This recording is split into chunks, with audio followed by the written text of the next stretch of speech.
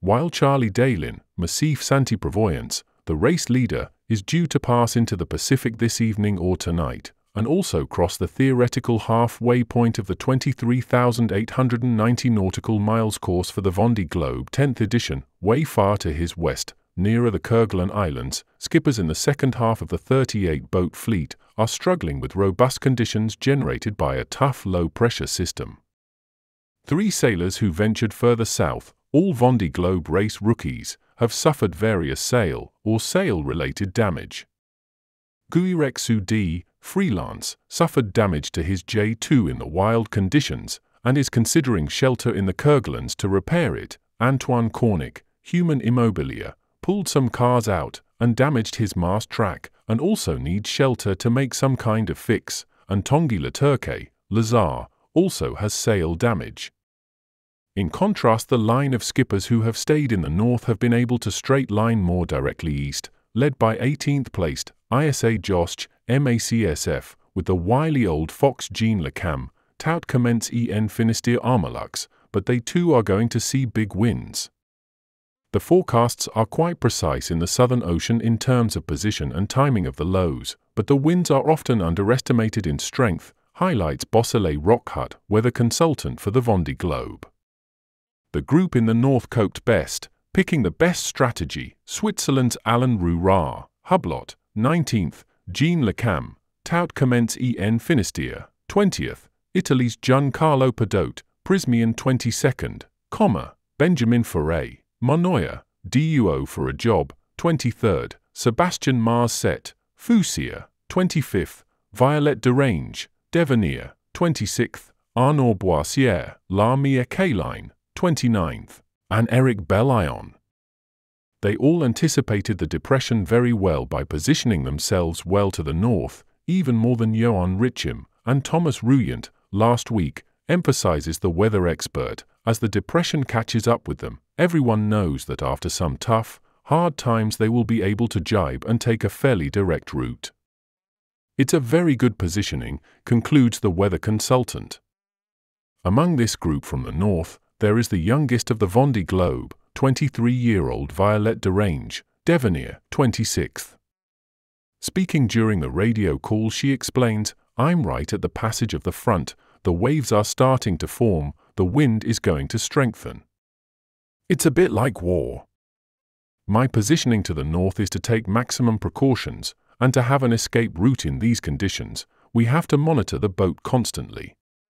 The risk is to spin out, as if we were skidding, and that requires us to be very vigilant. I've had aches and pains for 2 weeks. On one hand it's scary, and on the other it's exhilarating." The young French star, who has garnered nearly 400,000 followers on Instagram, reported this morning, "The boat ended up horizontal, fortunately nothing was broken. There was a bit of water in the keel well which splashed the electrics installations. I took the time to dry everything." In front of her, Swiss skipper Rourard, Hublot, 19th, says he has been in survival mode in the face of this depression, which is wild. "Life on board is still as complicated, the boat is going in all directions, and to get out of the cockpit, I could not go out without a mask and snorkel. It's routine for here, really," explains Rourard. And Kiwi, Conrad Coleman, 28th, was today grateful for a little respite. Speaking to Race HQ, he said this morning, "I had 48 knots in the forehead. I knew it was going to be very tough, and that's why I tried to take a more northerly route recently. I had some small damage to sails, which I will have to fix, nothing terrible, and my jockey pole is broken. As soon as there is a bit of calm, I'm going to have to fix it. No time like the present, as it is rare to have the time to do it, it's so difficult. I'm never at 100%. Much further away, in the South Atlantic, it is Hungary Szabolcs, New Europe, 38th, who has been struggling with light winds of just 4 to 5 knots. He had to dive under his boat yesterday to remove some fishing debris from his appendages. It was the scariest thing I have done. I am okay going up the mast, but going in the water is a different thing. he will soon be out of the sunshine and light winds, and going from the sublime to the ridiculous, set to be dealing with a depression, a sea of 5 to 6 meters, and gusts exceeding 50 knots. At the front of the fleet it is this forecasted high-pressure ridge growing and moving east, which is the subject of great debates. The podium for Charlie Daylin, Massif Saint-Prévoyance, first, Sebastian Simon, Groupe du Breuil, second, and Johan Richim, Paprec ARK, third, seems set to miss it, but the ridge will develop in front of Thomas Ruyen, vulnerable, fourth, and block his path as well as that of his pursuers. We could see a big regrouping, and that might widen the gaps with nearly 600 miles between the first three and the others, assures Rockhut. Everyone is sailing flat out to avoid it, confirms fourth-placed Thomas Ruyen, vulnerable. The race management has decided to slightly modify the Antarctic exclusion zone, which allows the skippers not to get too close to the icebergs. In collaboration with CLS, collect localization satellites, which mobilizes satellites and experts to map the icebergs. The ZEA has therefore been slightly lowered to the longitude of Campbell Island, more than 1,300 kilometers south of New Zealand. Thanks to the CLS surveys, no icebergs have been detected in the zone, which allows us to modify the AEZ, explains Hubert Lemonnier, race director. This will help to open up the strategy for the skippers. Since the start, this is the fourth modification of the Antarctic exclusion zone. December 12th, lunchtime in Europe and Germany, in France it's 1 o'clock. Here the day just ends, the daylight is coming down. This is the last little bit of daylight. We're going fast.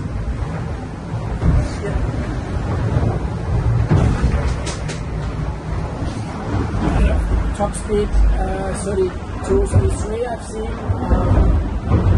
averaging 25. The sea is quite good, and another 3 hours 30 from Cape Lewin, another big milestone of the race, and yeah, this is fast reaching. Some splashes coming over deck, but generally pretty good sea sail, and then we will go into more down and sailing later tonight. Cheers, all good from the boat, all the best, have a good day, have a good Thursday on land, ciao, bye.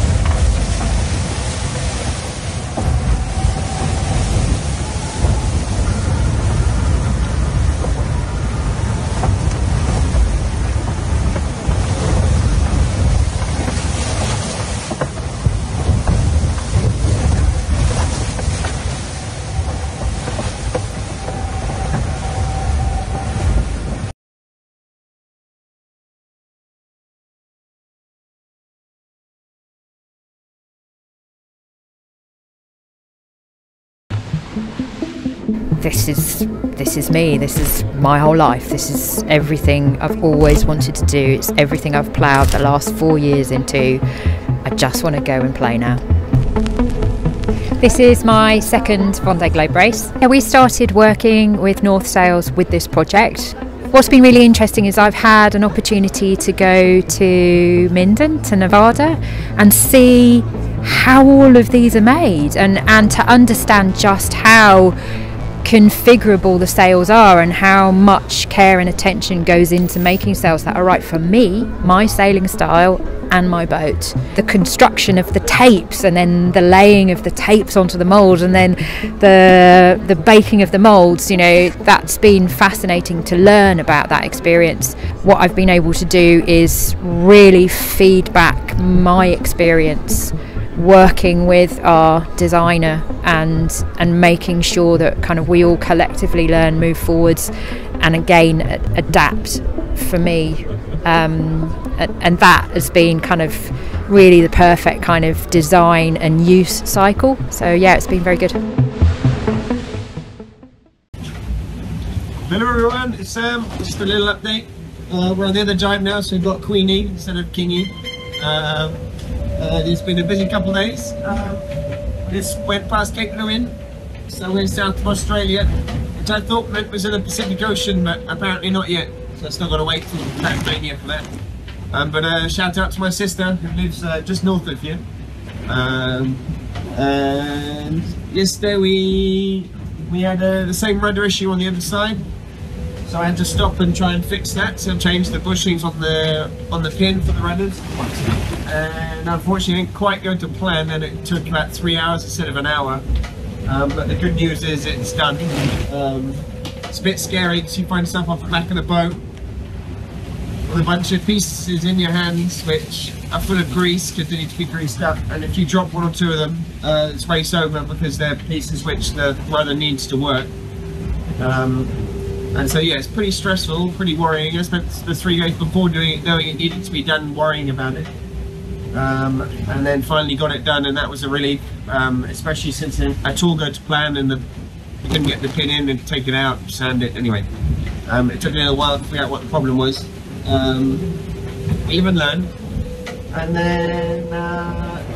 then the wind started to die, which actually was really nice. We had 15 knots for a while, and now it's back up again. We're back up to 20 odd knots still, so it nosed out again, but it should just for the day, and then I think we can have a couple of days of lighter winds, which would be nice. And apart from that, and a nice little approach this morning. I was in bed, I don't know what happened, but the boat managed to broach and then pass head to wind and tack. So I had the backstay on, the main sheet on, the keel on the wrong side, and the boat was fully 90 degrees in the water. I don't know how it managed now, but it always happens when you're in bed anyway. So just take your time and get your stuff out of the knots, but I don't think we damaged anything, which is the main thing. So we wondered why you're going to damage something. We damaged the bit which holds the outrigger forward. It's repaired now, it's done. So yeah, that's the news from the Indian, or almost the end of the Indian. See ya.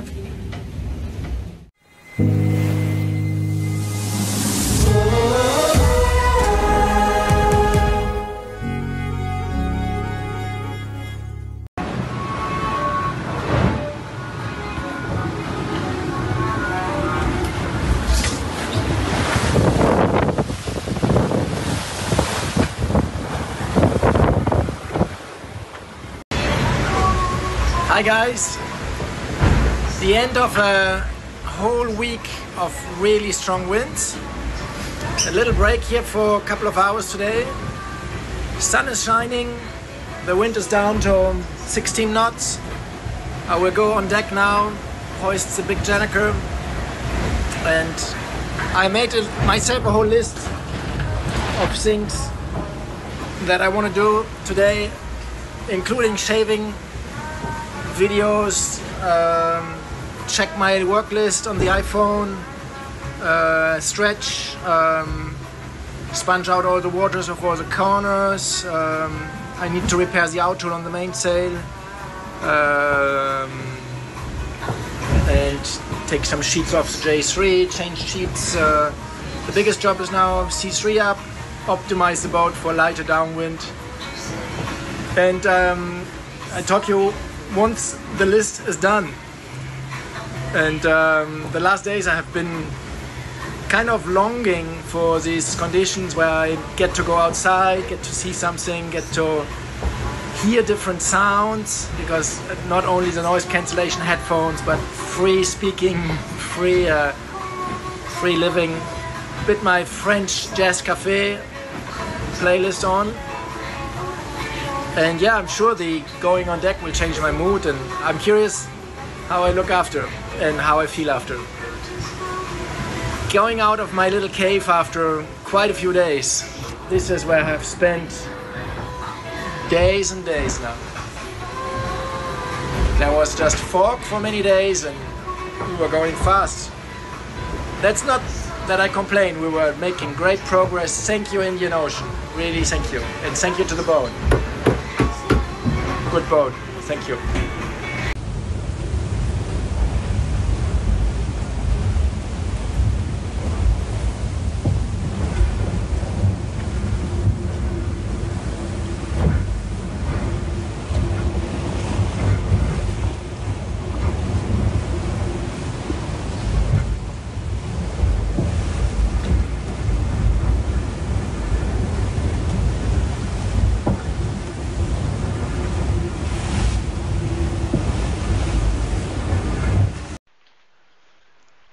Hi everyone, middle of the week, Wednesday, 11th December, the end of the 32nd day of the race. It is a day for great change after a couple of days of straight line sailing, where we made good progress in the Indian Ocean to the east. But we had a lot of fog. It was not possible to go outside, lots of water coming over. Today I have the first light wind section in a long time, and more than a week I guess, and that gave me the possibility to look outside, to look around the boat, to repair a few things, and to actually stick my head out and see a bit the ocean, which I really enjoyed. I managed to repair my shaver, which had broken, and I cut it open and connected the electrical wires directly to the electric motor. Really happy about that one. I managed to shave. I feel renewed. And yes, kind of a new section coming for me. Feels at least like a while of lighter wind sailing now through the night, through into tomorrow. And only slowly then we will find a new breeze from the north again and do the next 3 days after that of reaching again towards the east.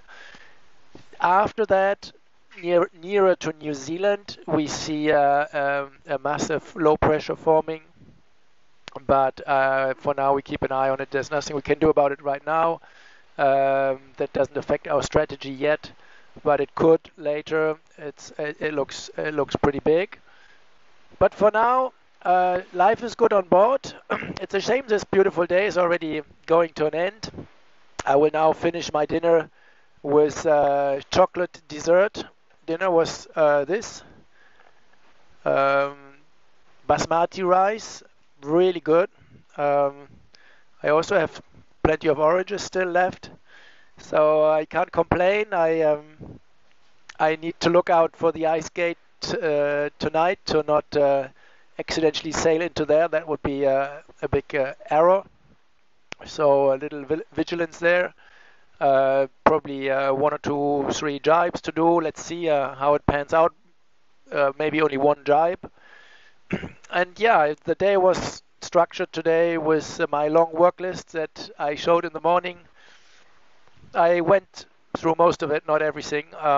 Things take time on board, even just putting on the big Gennaker, cleaning up all the cockpit, the ropes, stacking, looking after the boat, repairing a few things.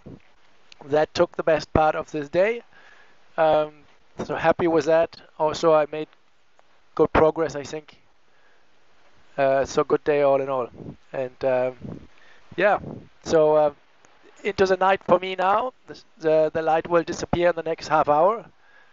And I'm wishing you a good afternoon in Europe, if you're in Europe. And thanks for following. More news tomorrow. Cheers.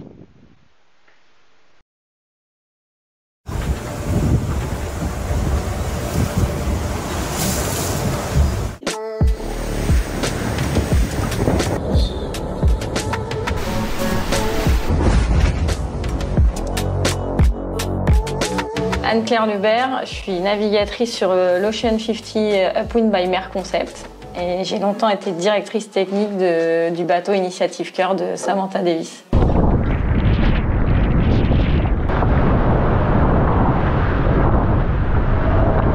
Et cette nuit, on a cassé un foil, on a perdu le foil tribord. Sans cet appendice, le bateau est complètement différent il donnait du couple de redressement au bateau, donc de la puissance, il lui permettait de rester à plat et maintenant c'est un bateau complètement différent. Cap Lewin, franchi, en tête, yes, c'est bon, et franchi d'ailleurs pendant que je dormais. Un super tronçon indien. Donc la semaine dernière, ils étaient juste devant la dépression, ils avaient fait le choix tous les deux de prendre l'option sud et de courir devant la dépression. Donc l'objectif c'était vraiment d'aller le plus loin possible et de garder le phénomène météo pour creuser l'avantage et aussi pour pas se faire rattraper par des vents forts avec beaucoup de mer. Et donc ça s'est plutôt bien passé pour eux. Ils ont réussi à rester devant, enfin surtout Charlie, un peu moins Seb, qui malheureusement a eu une casse matérielle assez importante sur son foil. La chose notable de la semaine, c'est que Charlie a fait tomber le record de la traversée de l'Indien, donc, qui était détenu jusqu'alors par Michel Desjoyaux. Là, il est passé sur un peu moins de 10 jours, alors que Michel Desjoyaux était à un peu plus de 10 jours. Là j'ai 50 nœuds réguliers. Oh,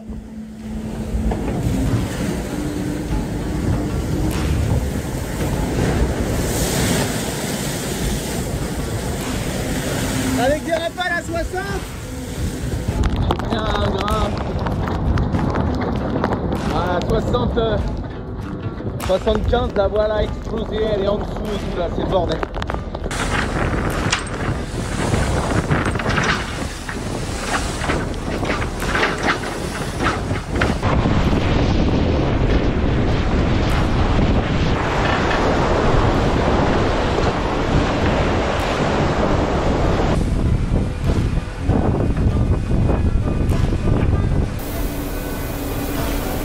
Pas mal la folie ici. Ça envoie du steak, on va dire.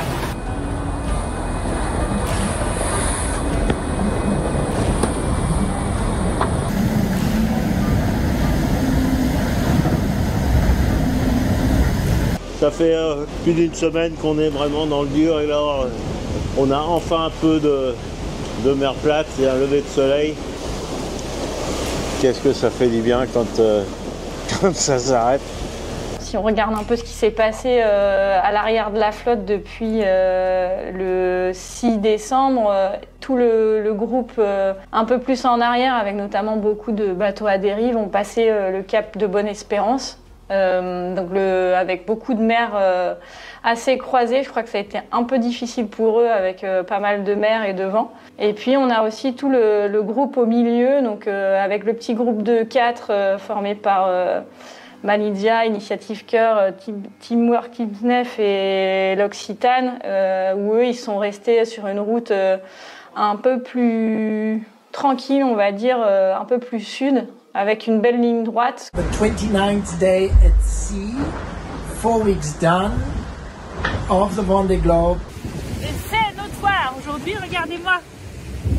Voilà, où est-il? Là, le soleil. Et nous, aujourd'hui, ça mollit, il n'y a pas beaucoup de vent.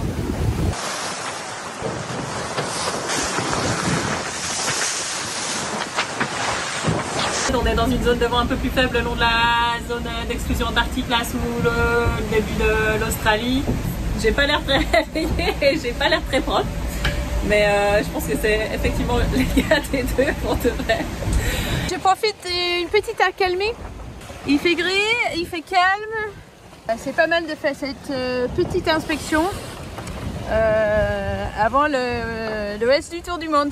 Donc dans les prochains jours, donc là la flotte des bateaux à dérive, donc qui est menée au nord par Isabelle et Jean Le Cam, et au sud on a deux options, Tanguy et Louis. Donc ils se sont scindés en deux pour échapper au plus gros de la petite dépression australe qu'ils subissent en ce moment. Donc on voit clairement, c'est un peu la même situation qu'ont eu les premiers la semaine dernière. Donc là, c'est leur première grosse dépression australe. Dans les prochains jours, en fait, ils vont faire un peu le dos rond le temps que la dépression passe. Donc elle va les dépasser et ils vont se retrouver du coup un peu en arrière de la dépression avec moins de vent et aussi beaucoup de vagues.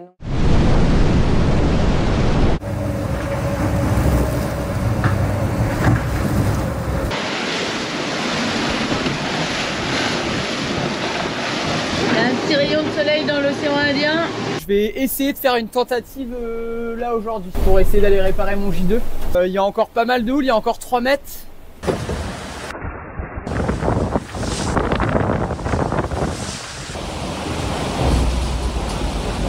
j'en ai chié. Ça part de là et je suis monté dans le mât quand même avec une mer comme celle-là là, donc je suis assez satisfait. Peut-être un petit peu bête aussi, mais c'est fait. Ils sont dans une partie du monde où les dépressions, elles ont rien pour les arrêter, donc elles partent de l'ouest vers l'est et avancent progressivement en se renforçant ou en s'atténuant en fonction. Le jeu des coureurs, c'est justement de se placer par rapport aux prévisions pour soit avoir plus de vent s'ils en ont pas assez, soit au contraire éviter les centres avec vraiment des fortes rafales et beaucoup de mer. Devant la dépression, les bateaux vont vite, et après ils sont ralentis et ils attendent le phénomène d'après. C'est là où il y a une forme d'élastique qui se crée, donc ceux de derrière prennent le phénomène, ravent sur ceux de devant qui sont ralentis. Et puis après, c'est au tour de ceux de devant de repartir. Le jeu, c'est de savoir est-ce que, par exemple, Charlie Dalin, il va réussir à recreuser son écart, mais dans un premier temps, il va perdre du temps, parce que ceux de derrière vont d'abord avoir le phénomène avant lui, puis lui, il va avoir le phénomène, et s'il arrive à le garder plus longtemps, à la fin, on regarde et s'il a gagné ou pas, quoi. C'est un peu ça le jeu jusqu'au Cap Horn maintenant.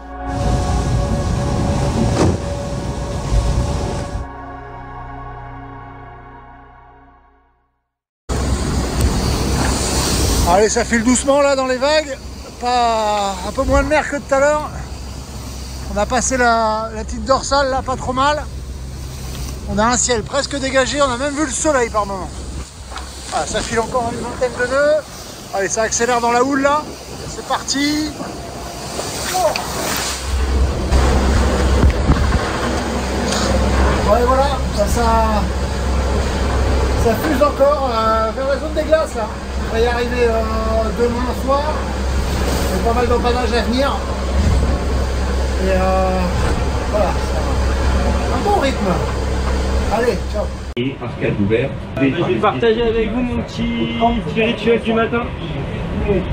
J'ai réussi à dormir quelques heures là, c'est pris. Ouais, je suis en train d'écouter les infos. Je vais juste mettre pause comme ça. On va prendre. Tac. Alors ça c'est mon petit sachet journée. Alors, ce qui est bien, c'est que ça commence avec des petites surprises. C'est mon petit calendrier de l'avant. Voilà, donc là c'est le projet mes épouse. Voilà, ça c'est le meilleur moment de la journée. Oh, voilà, une petite fiole de gin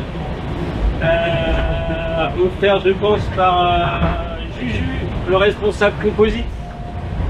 Voilà, fabrique leur propre gin à Etel. Allez voir, ça vaut le coup. Merci Juju, au passage. Voilà, une petite photo avec ma chérie. Petit déj. J'ai un petit pot de couette fait par ma maman. J'ai évidemment toujours ma petite carte sous les yeux, je fais un peu de météo en même temps. Alors, on va faire chauffer l'eau. Donc là j'ai ma petite pompe. Hop. Je vais mettre un peu d'eau dans mon petit réchaud là, cuisine qui est là. Je sais pas si on la voit bien.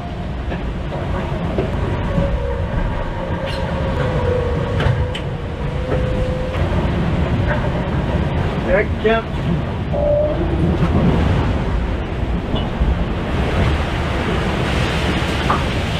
Un petit planté en live.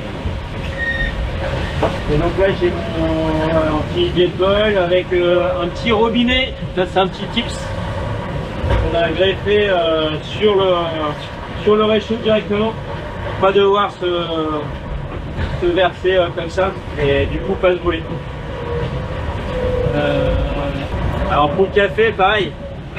Là c'est la tasse avec la paille. Sinon c'est impossible de boire à bord du bateau. Ça bouge beaucoup trop. Bon ça c'est un truc qui me manque aussi, c'est le vrai café. Moi là je fais le cours du simple. Des petits cafés instantanés. Hop. Voilà, j'attends que ça chauffe. Pendant ce temps là j'ai le petit kit de céréales. Je me prépare tous les matins. Ça c'est la popote, bien pratique. Alors les emballages, j'en jette une partie, des choses comme ça je garde, ça resserre. Pareil pour les gros sachets journée, c'est des sachets qui font plusieurs courses. Toc, ça je garde. L'eau chaude qui sera bientôt prête. Alors là, je vais ouvrir la compote.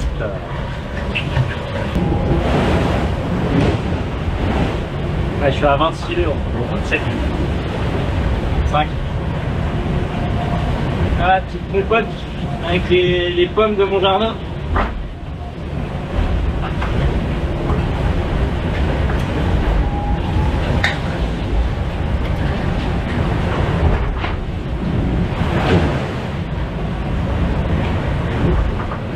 Un régal.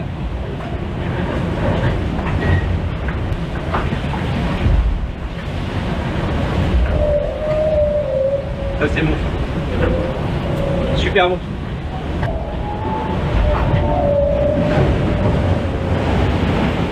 On est à 29 là. Voilà, du coup le petit déj ça donne ça. Des bonnes céréales avec un peu de poudre de lait. Un petit déj bien consistant, c'est parfait. Démarrer. Voilà, la journée là elle démarre, il est 1h du matin pour vous. Moi c'est le petit matin, on est quand même commence à être bien décalé. Voilà, du coup là l'eau est chaude, je la fais pas bouillir parce que je peux bouger.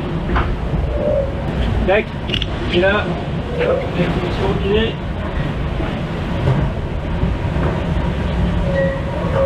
Et voilà. Petit côté pratique du robinet.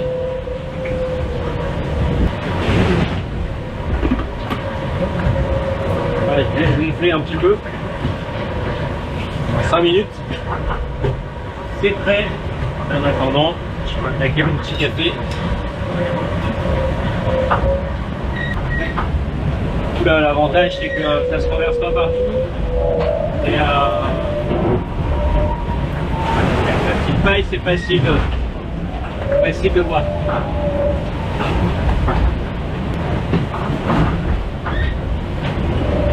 Allez, bonne journée à tous. Quelque chose d'incroyable qui m'était arrivé hier, mais c'était magique. Hello à tous. Reparti à fond les ballons. Ça bombarde à nouveau. Hier, j'ai eu de la chance parce que c'était une journée sans beaucoup de vent. De faller la grand voile, de monter un petit peu dans le mât et changer le lashing qui tient la grand voile pour le reste du tour du monde. Juste au moment que j'ai fait la grand voile, j'entends un énorme souffle, comme si c'était une vague dans une grotte. Là, je regarde, et là, la plus grosse baleine que j'ai jamais vue de ma vie, qui sortait de l'eau à côté du bateau. Mais je pense que la baleine était plus grosse que le bateau. Incroyable. Je voyais ces deux trous par où il respire. C'est comme si il savait que j'avais des trucs un peu difficiles à faire. J'ai ressenti ça en fait. J'ai ressenti cette âme à côté de moi pour me montrer qu'elle était là, un peu pour me rassurer. Là, t'es pas seule. T'es pas seule, t'inquiète pas, t'es pas seule, on est là avec toi. Ah mais c'était magique, magique.